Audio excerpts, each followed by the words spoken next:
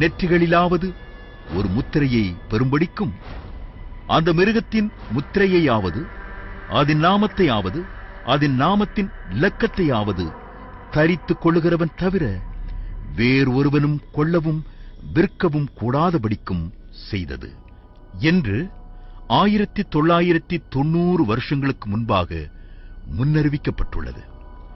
பரிசுத்த வேதாகமம் முன்னறிவித்தபடியே பயோசிப் வந்துவிட்டது. அடுத்ததாக சர்வாதிகாரியின் கீழ் இனி முழு உலகமும் செல்லும். சமீபத்தில் விக்கிலீக்ஸ் இணையதளத்தின் அதிபர் ஜூலியன் அசாஞ்சே இவ்வுலகம் உலக ஆட்சிக்கு தயாராகி வருவதாகவும் சமூக வலைதளங்கள் மூலம் நம்முடைய அனைத்து விபரங்களும் ரகசியமாய் கண்காணிக்கப்பட்டு பாதுகாக்கப்படுவதாகவும் நாம் மிகப்பெரிய ஆபத்தில் உள்ளதாகவும் தனியார் செய்தி நிறுவனத்திற்கு அளித்த பேட்டியில் கூறியுள்ளார். பரிசுத்த வேதாகமம் கூறிய தீர்க்க தரிசனங்கள் மிக துல்லியமாக நிறைவேறும் காலம் இதுவே. மேலும் இந்த பயோசிப் யார் யாருக்கெல்லாம் பதிப்பார்கள் என்று வேதாகமம் விவரித்துள்ளது.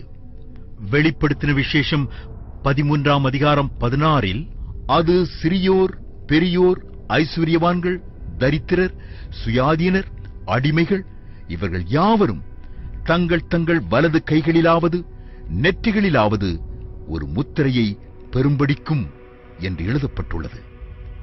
இப்போது பல நாடுகளில் பிறக்கும் அனைத்து பிள்ளைகளுக்கும் இந்த பயோசிப் பதிக்கும் முறை வந்துள்ளது.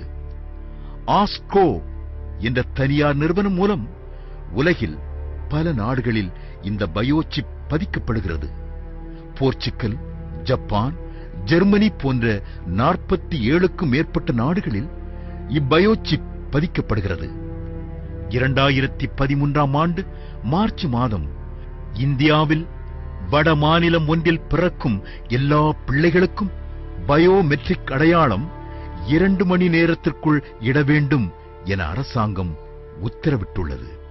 அடுத்ததாக ஹேலோ என்ற நிறுவனம் பிள்ளைகளுக்கு நெற்றியில் இந்த பயோசிப்பை பதித்து 24 மணி நேரமும் கண்காணிக்க ஆவண செய்துள்ளது. சிறியோருக்கு மாத்திரமல்ல, வேதம் முன்னுரைத்தபடி பெரியோர் ஐஸ்வர்யவான்கள் என அநேகரும் இப்போது இதை ஆவலுடன் பெற்றுக்கொள்ள முன்வந்துள்ளனர், இதில் உள்ள ஆபத்தை அறியாமல். இந்த பயோசிப் இப்போது உணவு மற்றும் மருத்துவக் கழகம், அதாவது FDS மூலம் மருத்துவமனை சார்பாக அனைத்து குழந்தைகளுக்கும் கட்டாயமாக்க உள்ளது. மெக்சிகோ தலைமை வழக்கறிஞர் மற்றும் அமெரிக்க ராணுவ வீரர்கள், மலேசியா தொழிலதிபர்கள், இந்தோனேஷியா ராணுவ வீரர்கள் என இதன் எல்லை விரிவாகிக் கொண்டே இருக்கின்றது. இதன் உச்சக்கட்டமாக இந்தியாவில் கடந்த 2010ஆம் ஆண்டு தனியார் பத்திரிகை செய்தி ஒன்றில் அனைத்து குடிமக்களுக்கும் அரிசி அளவு உள்ள இந்த சிப் கைகள் அல்லது நெற்றியில் இந்திய அரசாங்கம் பதிக்கப் போவதாக வெளியிட்டு பரிசுத்த வேதாகமும் முன்னறிவித்ததை உறுதி செய்துள்ளது. இப்போது இக்கருவி தன் சுயரூபத்தை காட்டத் தொடங்கியுள்ளது. அமெரிக்காவின் டெக்சாஸ் மாநிலத்தில் உள்ள பள்ளி ஒன்றில் இந்த பயோமெட்ரிக் ஐடி இல்லாமல் பிள்ளைகளை பள்ளிகளுக்குள் அனுமதிக்க முடியாது என பள்ளி நிர்வாகம் அறிவித்துள்ளது. இதை எதிர்த்து அப்பிள்ளைகளின் பெற்றோர் நீதிமன்றத்தை அணுகிய போது இது பள்ளியின் பாதுகாப்பு காரியம், நாங்கள் தலையிட முடியாது என தீர்ப்பு கூறப்பட்டது. டெக்சாஸ் மாநிலத்தில் உள்ள 112 பள்ளிகளில் இப்பயோமெட்ரிக் முறை வழக்கத்திற்கு வந்துவிட்டது. மேலை நாடுகளில் புது வியாபார முறையாக வாடிக்கையாளர்கள் இப்பயோசிப்பை பொருத்திக் கொண்டால் இனி பொருட்களை வாங்கிய பின் பணம் செலுத்தவோ அல்லது பில் போடவோ வரிசையில் நிற்காமல் நேரடியாக பொருட்களை எடுத்துக்கொண்டு வீட்டிற்கு வந்துவிடலாம். நம் வங்கிக் கணக்கிலிருந்து பணம் தானாக செலுத்தும் முறை அறிமுகப்படுத்தப்பட்டுள்ளது. வேதாகமும் சொல்லியபடி இனி இந்த பயோசிப் இல்லாமல் எதையும் வாங்க முடியாது என்ற நிலை உருவாகிவிட்டது. இனி என்ன நடக்கும்? பூமியில் உள்ள அனைவரும் ஓர் சர்வாதிகாரியின் கீழ் அடிமைப்படுத்தப்பட்டு சித்திரவதை செய்யப்படப் போகிறார்கள். முன்பு ஆயுதத்தால் உலகை பிடித்தார்கள், பின்பு மதத்தால், பிறகு வியாபாரத்தால், இப்போது தொழில்நுட்பத்தால். கடவுள் மனிதனுக்கு ஆரம்பத்தில் ஓர் சோதனையை வைத்தார்.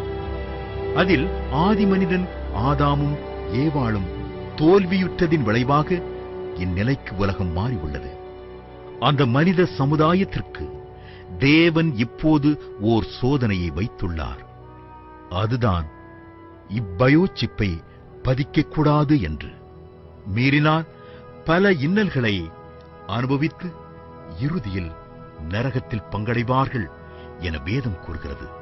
வெளிப்படுத்தின விசேஷம் 16ஆம் அதிகாரம் 2வது வசனத்தில், வெளிப்படுத்தின விசேஷம் 19ஆம் அதிகாரம் 20, 21 ஆகிய வசனங்களிலும், வெளிப்படுத்தின விசேஷம் 14ஆம் அதிகாரம் 9, 10 ஆகிய வசனங்களில் இது விவரிக்கப்பட்டுள்ளது. பயோசிப்பை பெற்றுக் கொண்டால்தான் இனி எல்லாம் வாங்க முடியும், வாழ முடியும். ஆனால் தேவ கோபத்திற்கு ஆளாக வேண்டி வரும். இப்போது என்னதான் செய்வது? அதற்கு பரிசுத்த வேதாகமத்தில் ஆண்டவராகிய இயேசு கிறிஸ்து வழியை சொல்லி வைத்திருக்கிறார். அந்த சர்வாதிகாரியின் ஆட்சி ஆரம்பிக்கும் ஒரு நிமிடம் முன்பு தன்னை விசுவாசிக்கும் மக்களை காப்பாற்றி தன்னோடு வைத்துக் கொள்ளப் போவதாக ஆண்டவர் விவரித்துள்ளார். அன்பு சகோதரனே, சகோதரியே, நண்பனே, வரும் ஒரு மாபெரும் அழிவிற்கு, உபத்திரவத்திற்கு உம்மையும் உம் குடும்பத்தையும் காப்பாற்றுவதற்கு ஒரே வழி ஆண்டவராகிய இயேசு கிறிஸ்து மாத்திரமே. இயேசு கிறிஸ்து சொன்ன இத்தனை விஷயங்கள் மிக துல்லியமாய் நடைபெறுகிறது என்றால் அவர் வாக்குரைத்தபடி அவர் வரப்போவதும் உண்மை. வரும் ஆபத்திற்கு தப்பித்துக் கொள்ள, அவரோடு செல்ல நீர் செய்ய வேண்டியதெல்லாம் பின்வரும் ஜெபத்தை முழு இருதயத்தோடு சொல்வதுதான். சர்வ வல்லவரான தேவனே, என் உள்ளத்தில் வாரும், என் பாவத்தை மன்னியும், உம்